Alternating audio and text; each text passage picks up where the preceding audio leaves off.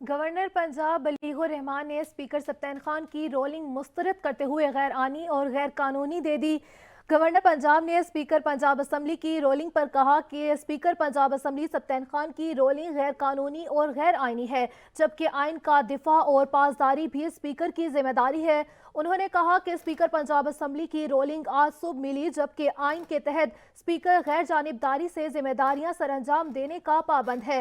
بلیغ الرحمان نے کہا کہ اسپیکر آئینی ذمہ داری کی اور ادائیگی میں ذاتی منشا اور پسند کو ملحوظ خاطر نہ رکھے۔ گورنر پنجاب نے آئین کے آرٹیکل 130 کی شق 7 کے تحت حکم نامہ جاری کیا۔ گورنر پنجاب نے اسپیکر کی رولنگ پر جواب دیتے ہوئے کہا کہ پنجاب اسمبلی کا رواں اجلاس آپ نے بلایا تھا اور پنجاب اسمبلی کا رواں اجلاس اسپیکر ہی ملتوی کر سکتا ہے۔ اگر 21 دسمبر دوپہر 4 بجے سے پہلے آپ اجلاس ملتوی کرتے تو 4 بجے نیا اجلاس بلانا پڑتا۔